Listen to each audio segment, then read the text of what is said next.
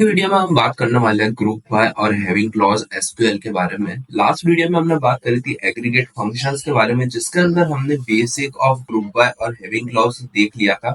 आज की वीडियो में हम थोड़ा डिटेल में सारी चीजों को समझेंगे, किस तरह से सारी चीजें काम करती है। हम वापस थोड़ी चीजों को समझने की कोशिश करेंगे, बिल्कुल एग्जांपल्स के साथ में। तो स्टार्ट करता है हमारी आज की वीडियो बिना किसी देरी के। तो सबसे पहले मैं बताता हूँ ग्रुप बाय और हैविंग क्लॉज एक्चुअली में क्या होता है। तो ये हमारा एक फ्लोचार्ट जैसा मैंने बनाया है, जिसके अंदर आप देख सकते हैं ग्रुप बाय और हैविंग क्लोज यहाँ पे लिखा हुआ है।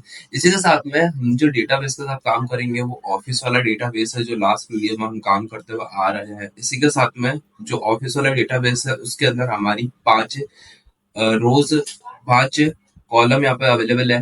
First name, last name, gender, department और सैलरी। हम बेसिकली इन 5 कॉलम्स के साथ काम करेंगे। सबसे पहले अगर बात करूं ग्रुप बाय की, तो ग्रुप बाय के अंदर क्या होता है।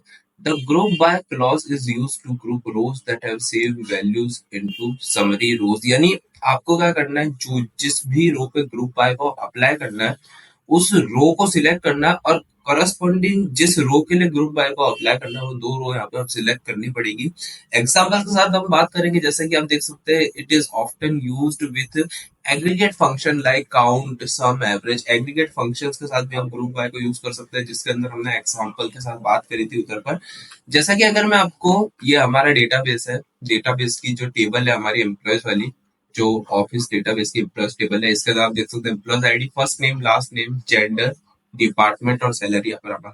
लेट्स से कि हम हमारा एप्लीकेशन जो भी है, हमारा जो ग्रुप बाय क्लॉज है वो अप्लाई करना चाहते हैं डिपार्टमेंट के ऊपर। अब डिपार्टमेंट के ऊपर बात करूँ तो डिपार्टमेंट के ऊपर कितने डिस्टिंक्ट वैल्यू अवेलेबल है। अब डिस्टिंक्ट वैल्यू मतलब क्या होता है कि जो भी आपकी उस पूरी रो के अंदर डुप्लीकेट एंट्रीज है उसको सिंपल रिमूव कर दो, और जितनी भी स्पेसिफिक यानी यूनिक एंट्रीज है वो यहाँ पर लिखनी पड़ेगी। जैसे कि यूनिक एंट्री की बात करूँ तो आईटी, एचआर, फाइनेंस और मार्केटिंग, ये 4 हमारी टोटल डिस्टिंक्ट रोज हमारी इस डिपार्टमेंट के अंदर अवेलेबल है। अगर मैं एग्जांपल के लिए आपको समझाऊं तो यहाँ पर आप देखिए, सिलेक्ट डिस्टिंक्ट, मैंने सिलेक्ट डिस्टिंक्ट, डिस्टिंक्ट के बाद में अगर मैं लिखता हूँ डिपार्टमेंट फ्रॉम एम्प्लॉइज, तो ये क्या करेगा, मैंने क्या लिखा है एम्प्लॉयज, स्पेलिंग गलत लिखी है। जैसे कि आप देखिए मैंने select distinct department from employees लिखा, तो इसने मेरे को 4 रोज यहाँ पर रिटर्न करके दिए। तो यहाँ पर लिखा है 4 रोज इन सेट। अब 4 रोज का मतलब क्या है, 4 यूनिक वैल्यू अवेलेबल है, आईटी, एचआर, फाइनेंस और मार्केटिंग। तो ग्रुप बाय क्या करता है, डेटा को ग्रुपिंग का काम करता है। अब ग्रुप बाय का मतलब क्या हुआ, मैंने डिस्टिंक्ट डिपार्टमेंट सिलेक्ट करा, डिस्टिंक्ट डिपार्टमेंट के हमारे पास 4 आईटी का एक है डिपार्टमेंट है, एचआर, फाइनेंस और मार्केटिंग। अब इन चारों डिपार्टमेंट के, चारों डिपार्टमेंट जो है, इन चारों डिपार्टमेंट के ऊपर आपको ग्रुप बाय अप्लाई करना है, और करस्पॉन्डिंग जो भी रोज है, यानी जो भी करस्पॉन्डिंग रो है, जैसे कि अगर एग्जांपल की मैं बात करूँ तो सैलरी। अब उस आईटी डिपार्टमेंट के अंदर ये सब जितने भी आईटी डिपार्टमेंट है इसको ग्रुप कर देगा। ये वाला एक आईटी डिपार्टमेंट है, ये वाला आईटी डिपार्टमेंट है, ये वाला आईटी डिपार्टमेंट है, और उसके करस्पॉन्डिंग जो कॉलम होगा, यानी आईटी डिपार्टमेंट की करस्पॉन्डिंग कॉलम, एग्जांपल के लिए मैं सैलरी बात करता हूँ तो इस वाले आईटी की सैलरी, इस वाले आईटी की सैलरी ये वाली, इस वाले आईटी की सैलरी 67,000, इस वाले आईटी डिपार्टमेंट की सैलरी किसी भी पर्सन की हो सकती है, जैसे कि ये वाले जो आईटी है, ये वाली सैलरी है ईशान अग्रवाल, मेल, आईटी, 69,000। तो हमको क्या करना है, स्पेसिफिक यूनिक डिपार्टमेंट से रिलेटेड जितनी भी सैलरी है उसको आप एग्रीगेट फंक्शन क्रिएट कर सकते हो, उसको काउंट कर सकते हो, उसका सम कर सकते हो, उसका एवरेज कर सकते हो। तो इसी का मतलब होता है ग्रुपिंग ऑफ डेटा। एग्जाम्पल के लिए मैंने यहाँ पर एक एग्जाम्पल लिया, सिलेक्ट डिपार्टमेंट, यानी हमने डिस्टिंक्ट डिपार्टमेंट को सिलेक्ट करा, क्योंकि हम जो पहला, जो इधर पहले कॉलम का नाम लिखते हैं वो पहला कॉलम ही एक्चुअली में ग्रुप बाय के लिए यूज होता है। तो सिलेक्ट डिपार्टमेंट, और फिर क्या करना है, उस डिपार्टमेंट को काउंट करना है। अब इधर के लिए काउंट स्टार, यानी सारी करस्पॉन्डिंग रो को काउंट कर सकते हो, और आप क्या कर सकते हो कि एग्रीगेट फंक्शंस का भी यूज कर सकते हो। एग्जाम्पल अभी मैंने काउंट का यूज करा था, मैंने क्या लिखा है, select department count as employee count from employees group by department. तो मैंने ये वाली क्वेरी लिखी है। अब लेट से मैं इस क्वेरी को थोड़ा एक्सप्लेन करता हूँ। मैंने क्या लिखा है, सिलेक्ट डिपार्टमेंट, मुझे यहाँ पे डिपार्टमेंट को सिलेक्ट करना है। इसी के साथ मेरे को क्या करना है, मेरे को काउंट करनी है सारी कॉलम्स को, यानी सारी रोज को काउंट करना है। किसके अंदर से? एम्प्लॉयज वाली टेबल के अंदर से। मैंने एम्प्लॉयज की स्पेलिंग गलत दी थी। मैं लिखूंगा एम्प्लॉयज की टेबल्स के अंदर से मेरे को डिपार्टमेंट और काउंट करना उस चीज को। ग्रुप कर दो डेटा को। मैं क्या करूंगा? ग्रुप बाय, ग्रुप कर दो डेटा को डिपार्टमेंट के साथ। डिपार्टमेंट कॉलम से इसको डेटा को ग्रुप कर दो।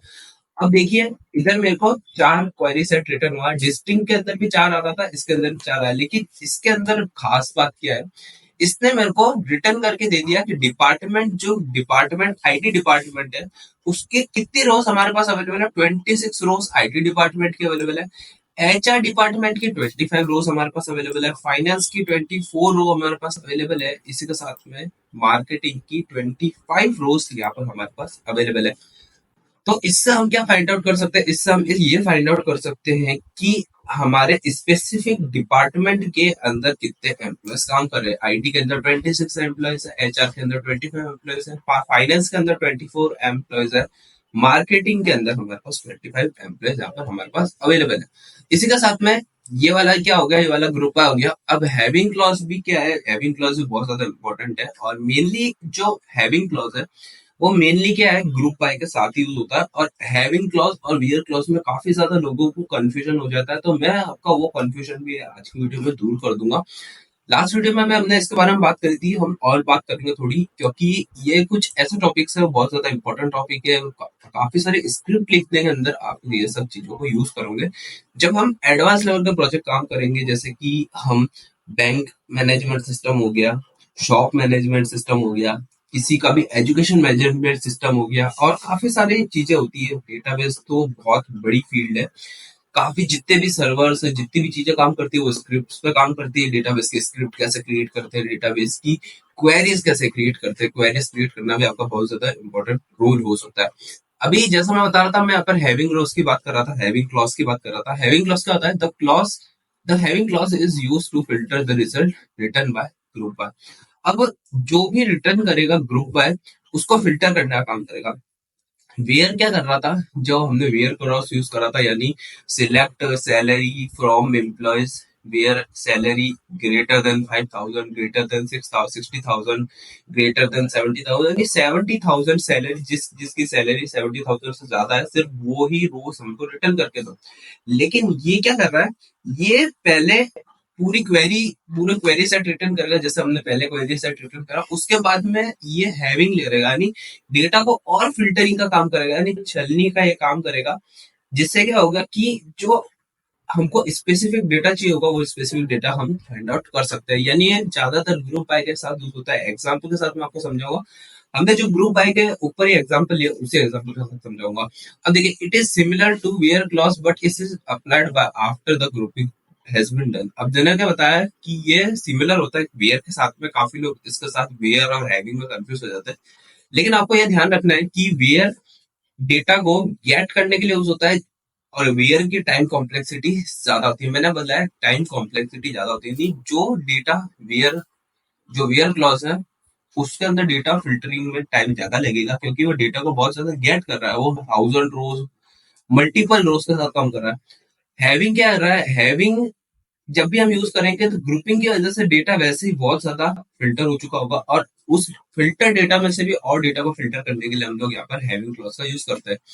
एग्जाम्पल के साथ मैं आपको समझाता हूँ। जैसे कि आप देखिए, मैंने यहाँ पे लिखा select department, count from department, employees group by department, है ना। From employees group by department करा। मैंने क्या करा है? सिंपल, हमारी पूरी एम्प्लॉयज नाम के टेबल के अंदर से स्पेसिफिक यूनिक डिपार्टमेंट के कितने लोग हमारे पास काम कर रहे हैं, उसको फाइंड आउट करा। अब मैं क्या चाहता हूँ? मैं चाहता हूँ कि मैं ये फाइंड आउट करना चाहता हूँ, लेट्स से मैं ग्रुप बाय का एक और एग्जांपल ले सकता हूँ। जैसे कि मैं एक और एग्जांपल, चलो बाद में आपको समझाता हूँ। मैं एक सिंपल एग्जांपल के साथ समझाता हूँ। मैं क्या चाहता हूँ कि select department comma count all from employees group by department. अब मैं यहाँ पर मैं एक हैविंग क्लॉज लगाना चाहता हूँ। मैं यहाँ पर एक हैविंग क्लॉज लगाना चाहता हूँ।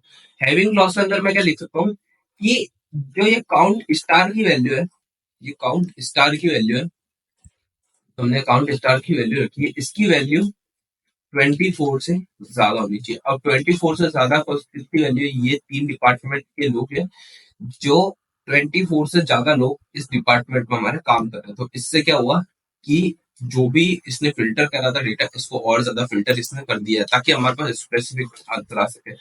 25 से ज्यादा, 25 से ज्यादा सिर्फ आईटी डिपार्टमेंट के अंदर काम कर रहे हैं। तो मैक्सिमम लोग किस डिपार्टमेंट में काम कर रहे हैं, आईटी डिपार्टमेंट के अंदर हमारे मैक्सिमम लोग काम कर रहे हैं। इसी के साथ में आप ग्रेटर देन के साथ में लेस देन भी लगा सकते हैं। अब लेस देन कितना, 24, यानी 25 से कम 24, और आप 24 की जगह इज इक्वल्स टू का यूज कर सकते हैं। इज इक्वल्स टू के अंदर यानी 25 जो लोग कौन कौन से डिपार्टमेंट में काम कर रहे हैं, एचआर और मार्केटिंग में हमारे 25 लोग दोनों डिपार्टमेंट के अंदर काम कर रहे हैं। तो इस तरह से हमारा हैविंग क्लॉज काम करता है। अब इधर आप वेयर क्लॉज तो यूज कर ही नहीं सकते, क्योंकि यहाँ पर आप जैसे आप वेयर क्लॉज यूज करोगे हमारी एरर आ जाएगी। जैसे आप देखिए एरर क्या आ रही है, UN error in SQL syntax check manually, और यहाँ पे क्या लिखा, वेयर काउंट, वेयर का यूज करा है, और वेयर का यूज आप यहाँ पर नहीं कर सकते। यहाँ पर दे राइट टू यूज नियर, वाली लाइन के अंदर हमारी यहाँ पर एरर आ चुकी है। मैं आपको बताऊंगा एरर भी यहाँ पर क्यों आ रही है। अभी आप देखिए, अभी यहाँ पर क्या है, सेम चीज यहाँ पे लिखी हुई है। Select department count as employee count group by department having employees count. इसने क्या करा, इसने यहाँ पर एलआईएस का यूज करा, हमने यहाँ पर सिंपल यूज करा, इसने एलआईएस का यूज करा। मैंने आपको बताया था कि एलआईएस का यूज क्यों करते हैं, मैंने लास्ट वीडियो में एलआईएस के बारे में पहले बता रखा। हमारे एसक्यूएल की पूरी प्लेलिस्ट के अंदर हमने वीडियोस के अंदर बात करी है एलआईएस के बारे में, स्पेसिफिक वीडियो है एक्चुअल में एलआईएस की, जिसकी लिंक आपको आई बटन में मिल जाएगी, या फिर आप डिस्क्रिप्शन में जाके लिंक पे क्लिक करके एलआईएस को और अच्छी तरीके से समझ सकते हैं। मैं आपको बेसिक समझाता हूँ एलआईएस का। जब भी आप कोई एसक्यूएल क्वेरी लिखते हो तो एसक्यूएल क्वेरी आपको डेटा रिटर्न करता है। अब जब भी आप टेबल्स को क्रिएट करते हो, तो टेबल का नाम काफी अलग अलग यूनिक वे में होता है, फर्स्ट नेम लास्ट नेम। लेकिन जब आप उस डेटा को प्रिंट करना चाहते हो या फिर किसी को शोकेस करना चाहते हो, तो वो डेटा आपका प्रोफेशनल वे में यूज होना चाहिए। अब आप देखिए, जब भी मैं यहाँ पर क्या लिखा था, मैंने यहाँ पर काउंट स्टार्ट लिखा था, तो इसने मेरे को टेबल का जो हेडर है, यानी उस पूरी कॉलम है, इस कॉलम का जो हेडर है, ये वाला हेडिंग है, इसने इसको काउंट स्टार कर दिया। लेकिन काउंट स्टार की जगह मैं क्या कर सकता था, मैं यहाँ पर एक एलआईएस का यूज कर सकता था। मैं लिख सकता था एम्प्लॉइज, मैं लिख सकता एम्प्लॉइज काउंट। तो ये क्या करता है, सिंपली उस काउंट स्टार की जगह मेरे को एम्प्लॉइज काउंट हेडर में रिटर्न कर देता है। इससे क्या होता है कि हमारा जो डेटा है वो एक प्रोफेशनल वे में हमको यहाँ पर आउटपुट मिलता है। अब this query first group employees by department and then filter out department फिर मोर देन 5 एम्प्लॉइज। ये सिंपल मैंने जो बताया था वो का वो इसने यहाँ पर रिटर्न कर दिया। लेट्स से एग्जांपल के लिए मैं यहाँ पर माय एसक्यूएल वर्कबेंच को स्टार्ट कर देता हूँ। हमने सिंपल अभी तो कमांड लाइन पे काम करा, अब हम माई एसक्यूएल वर्कबेंच पे भी काम करते हैं। इससे हम थोड़ी और एडवांस चीजों के बारे में बात करेंगे। सिंपल, तो सबसे पहले मैं यहाँ पर माई एसक्यूएल वर्कबेंच को ओपन कर लेता हूँ। तो जैसा आप देख सकते हैं, यहाँ पर मैंने माई एसक्यूएल वर्कबेंच को यहाँ पर ओपन कर लिया। मैं एक एसक्यूएल की नई क्वेरी फाइल को यहाँ पर ओपन करूंगा, और यहाँ पर आप सिंपल लिखिए use office database, use office database, office database को यूज कर लो। इसका बाद में लिखो select star from employees, select star from employees. तो ये क्या करेगा, सिंपल सारे एम्प्लॉइज यहाँ पर हमको रिटर्न करके दे देगा। आप देखिए सारे के सारे एम्प्लॉइज इसने हमको यहाँ पर रिटर्न करके दे दिए। इसी के साथ में क्या करूँ यहाँ पर, अब मैंने यहाँ पर लिखा सिलेक्ट स्टार फ्रॉम एम्प्लॉइज। सबसे पहले मैं ग्रुप बाय का यूज करता हूँ, और ग्रुप बाय का मैं इस बार यूज करूंगा, मैं यहाँ पर क्या करूंगा, ग्रुप बाय का यूज करूंगा।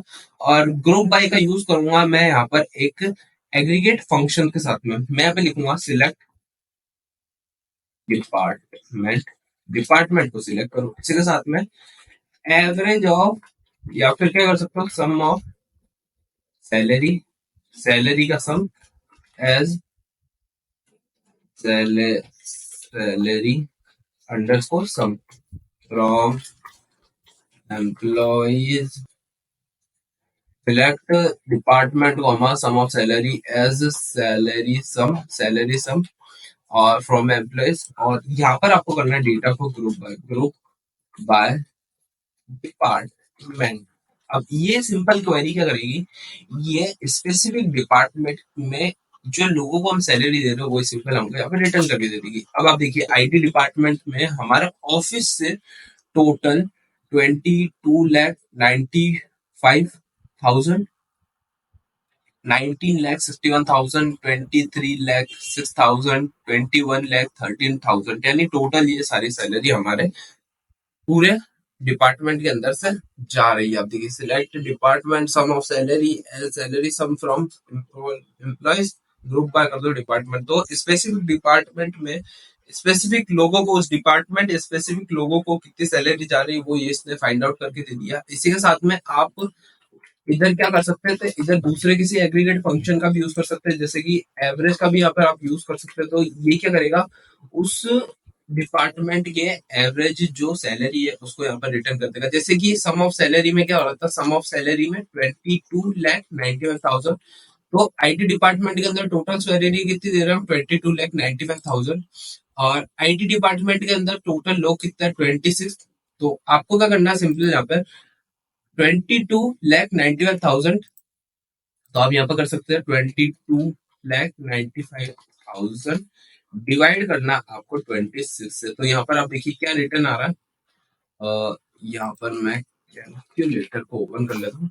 तो यहाँ पर मैं कैलकुलेटर को ओपन करके यहाँ पर लिखूंगा 22,95,000 डिवाइडेड बाय 26। तो इसमें क्या लिखा है, 88,269 इसने हमको यहाँ पर रिटर्न करके दे दिया। अब मैं यहाँ पर एक एवरेज सैलरी फाइंड आउट करूंगा, तो ये सिंपल हमको 88,269 जो हमारा आंसर आ रहा था वो का वही इसने हमको यहाँ पर रिटर्न करके दे दिया। तो इस तरीके से आप एग्रीगेट फंक्शंस का भी यहाँ पर यूज कर सकते हैं। काफी सारे एग्रीगेट फंक्शन यहाँ पर हमारे पास अवेलेबल है, आप सारे एग्रीगेट फंक्शन को फाइंड आउट कर सकते हो। आप डॉक्यूमेंटेशन में जाके और ज्यादा इसको एक्सप्लोर कर सकते हो। अब इस एग्रीगेट फंक्शन के ऊपर मैं हैविंग क्लॉज का यूज करूंगा। अब हैविंग क्लॉज का यूज मैं इस एग्रीगेट फंक्शन पे करूंगा, जैसे कि यहाँ पर आप देखिए मैं इसको पेस्ट करूंगा और मैं एक्चुअली में यहाँ पर एक कमेंट डाल देता हूँ,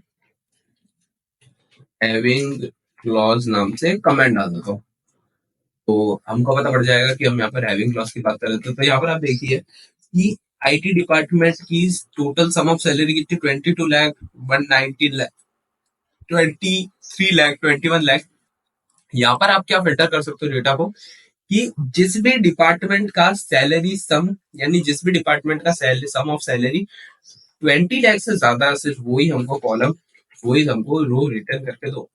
तो मैं क्या लिख सकता हूँ, हैविंग सैलरी अंडर, मैं लिख सकता हूँ हैविंग सैलरी अंडरस्कोर सम ग्रेटर देन 20 लाख।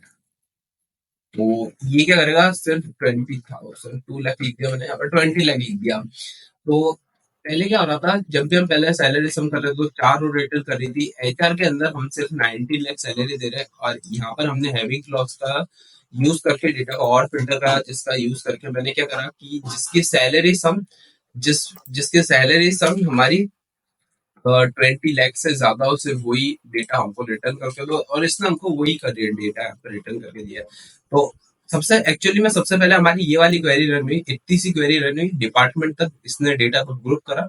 उसके बाद में उस रिजल्टेंट डेटा पर इसने हैविंग क्लॉज का यूज करके डेटा को और ज्यादा फिल्टर आउट कर दिया। यानी सबसे पहले हमारी इतनी डेटा रन हुआ और इस डेटा के अंदर से इसने सिंपल वेयर क्लॉज यूज करा। यानी हैविंग मतलब फिल्टर डेटा पर वेयर क्लॉज यूज करना। तो हैविंग मतलब फिल्टर डेटा पर, यानी फिल्टर डेटा जो भी आपने गेट करा उस पर आपको हैविंग क्लॉज यूज करा आपने। तो इस तरीके से आपका यहाँ पर यूज होता है हैविंग और ग्रुप बाय। अभी मैं एक और एग्जांपल के साथ समझाता हूँ, जैसे कि ये एक और एग्जांपल है हमारा। तो इस वाले एग्जांपल को मैं सिंपल सिर्फ मैं इसको यहाँ पर कॉपी करूंगा और लेट से मैं यहाँ पर इसको पेस्ट कर दूंगा। तो सिंपल हमारी ये वाली क्वेरी रिटर्न हुई।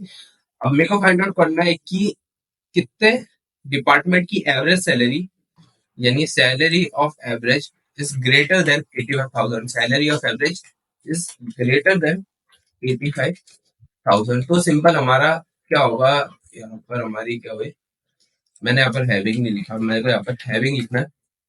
तो दो डिपार्टमेंट की हमारी एवरेज सैलरी 85,000 से ज्यादा है। कौन कौन सा? आईटी और फाइनेंस।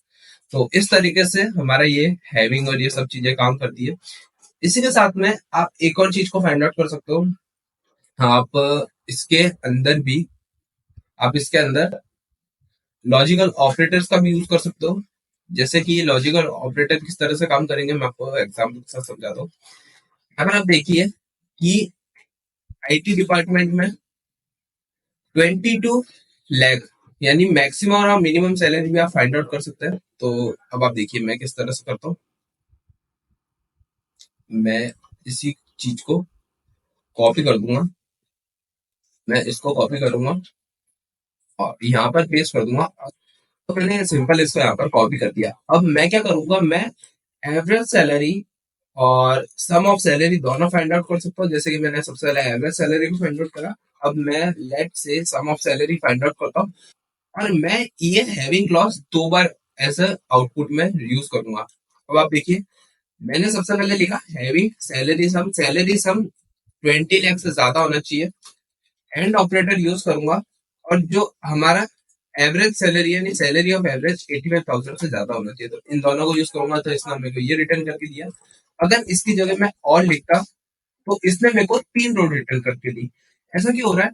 क्योंकि जो एंड ऑपरेटर होगा, एंड ऑपरेटर के अंदर आपकी ये दोनों कंडीशन ट्रू होनी चाहिए। एंड ऑपरेटर के अंदर क्या होता है कि आपकी दोनों कंडीशन ट्रू होनी चाहिए, यानी सैलरी का सम भी 20 लाख से ज्यादा होना चाहिए, जो कि आपकी कौन कौन सी रो के अंदर होएगा। जैसे कि अगर सैलरी सम 20 के ज्यादा करूं तो ये हमारा इस दो रो के अंदर होगा।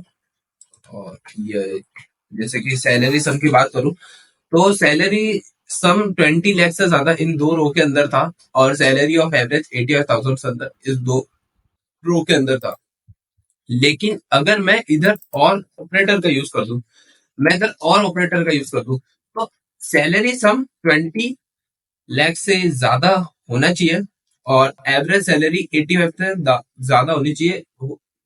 तो ये हमारा यहाँ पर आंसर आ चुका है। यहाँ पर आप देखिए इधर क्या हो रहा है, इधर सैलरी सम भले 84,000 है, लेकिन हमारी जो सम ऑफ सैलरी है ये 21 लाख है। इससे क्या होता है कि दोनों में से कोई सी भी कंडीशन ट्रू हो, आउटपुट तो हमको मिलेगा। एटलीस्ट होता है ये वाला कंडीशन, क्या होता है एटलीस्ट, यानी इन दोनों में से एटलीस्ट एक कंडीशन यहाँ पर ट्रू होनी चाहिए। और एंड जब भी ऑपरेटर यूज होगा तो दोनों कंडीशन यहाँ पर आपकी ट्रू होनी चाहिए। तो इस तरीके से हमारा ग्रुप है हैविंग डेटा यहाँ पर काम करता है। अगर आपको किसी भी चीज के अंदर इस टॉपिक से रिलेटेड किसी भी चीज के अंदर दिक्कत आती है, कुछ इशू आता है, तो आप सिंपल मुझे नीचे कमेंट करके बता सकते हैं। या फिर अगर आपको प्रीवियस वीडियो के अंदर कुछ इशू आता है तो अभी आप मुझे नीचे कमेंट करके बता सकते हैं। वीडियो एंड करने से पहले बताना चाहता हूँ, अगर अभी तक आपने हमारे यूट्यूब चैनल को सब्सक्राइब नहीं किया है तो आप हमारे यूट्यूब चैनल सब्सक्राइब कर सकते हैं। इसी के साथ में आप हमारी एसक्यूएल की प्लेलिस्ट को एक्सेस कर सकते हैं, जिसके अंदर हमने काफी सारी चीजों के बारे में पहले बात कर ली है। जैसे कि आप देखिए मैंने डिस्टिंक्ट और एस कीवर्ड के बारे में, एस का मतलब एलआईस कीवर्ड के बारे में पहले से बात कर रखी है। और यहाँ पर आप क्या कर सकते हैं, इस वीडियो पे क्लिक करके इस प्लेलिस्ट को सेव कर सकते हैं और यहाँ पे क्लिक करके अपने दोस्तों के साथ शेयर कर सकते हैं। तो बस गाइस मैं मिलता हूँ आपको एसक्यूएल प्लेलिस्ट की नेक्स्ट वीडियो में। तब तक के लिए जय हिंद।